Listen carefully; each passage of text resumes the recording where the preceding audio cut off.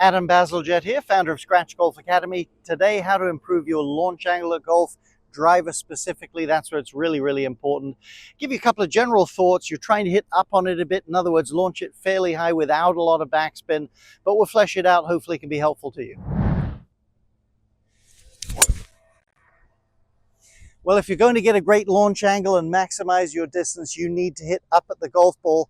We'll flesh that out a little bit just a bit later in this video. But when people try to hit up, they often fall into two pitfalls. Let's have a look at that.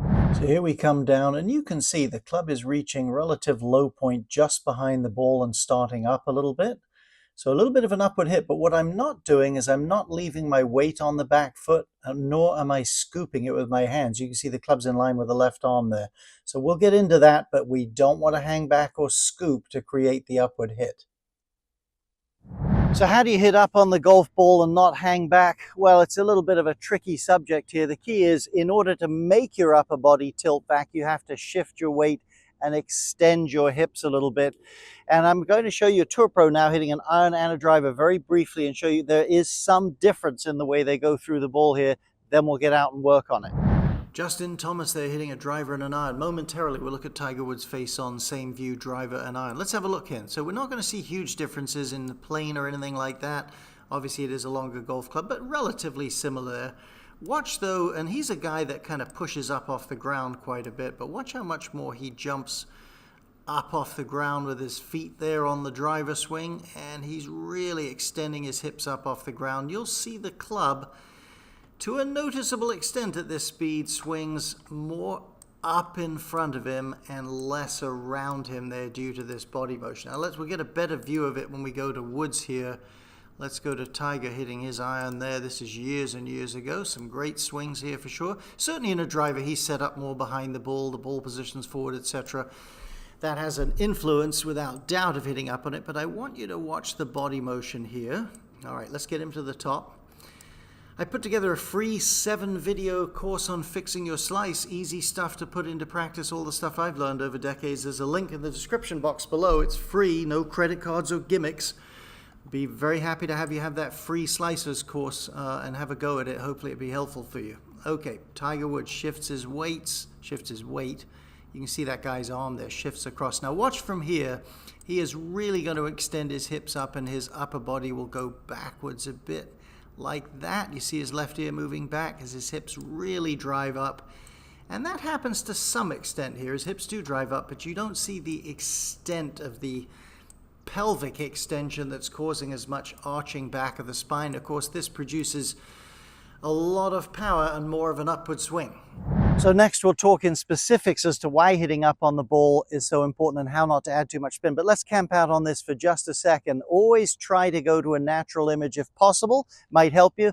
I'll be willing to bet if you took 99% of golfers and gave them a driver and said, okay, no ball, I want you to make a good hard swing and I want you to throw this club as high 45 degrees up into the air, for instance, as you can down the driving range, pretty much everybody would have their hips extended and have this sort of release, because obviously if you come over the top, you wouldn't be able to do it. The problem is they get excited, they get the ball underneath them, they thrust at it. This isn't engaging. So I think it's really important as a key, work on this in a minute, but really important as a key that you don't rush your arms. Give yourself a chance to move. It's going to help you use ground forces as well. If you can push into the ground a little bit before your arms get going and then leap a little bit coming through, that's the use of ground forces. And if you see if I can put it into practice here.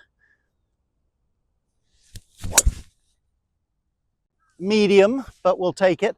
But I could feel like I was swinging up on it a little bit. Practice the mental picture of tossing the club up in the air. Let's have a close-up look then at the compression of the golf ball.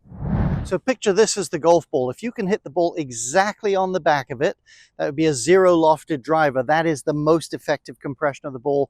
Useless to the golfer though, because there's no launch angle or spin. So drivers are built with some loft. But if you can picture tilting the ball this way, so the equator's now running like that, you can hit it nearer the equator, in other words, with less added loft, hitting up on it and still launch it while compressing it really well. Key is there again, the driver has plenty of loft to create backspin. You don't want too much backspin. So if I use a table tennis paddle, you want to feel like you're de-lofting the club a little bit, just as you would a topspin sort of lob shot in table tennis. A good drive doesn't have topspin, but it's the feeling. Hit up on it and tilt the loft off in this fashion. You're really starting to take advantage of it now. Now, is swing plane important? Most certainly it is important. Again, if you get steep, we touched on this earlier in the video, you're going to be hitting down.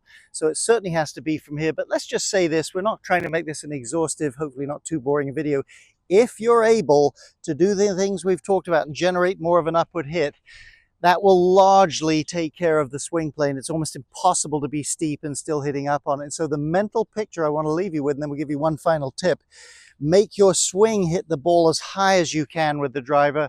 Make your hands feel like they're hitting the ball as low or taking as much spin off as you can with the driver. Final tip, once you've worked on this stuff, invest in a good driver, get in front of a really good club fitter with a launch monitor. You cannot beat that hard data in getting fit well. You don't necessarily need a $700 exotic shaft, but you need a club that with the delivery patterns you have, assuming they're reasonable, the kind of speeds you bring is performing for you in terms of launch angle and spin rate. It's part of the equation for sure. I hope this helps.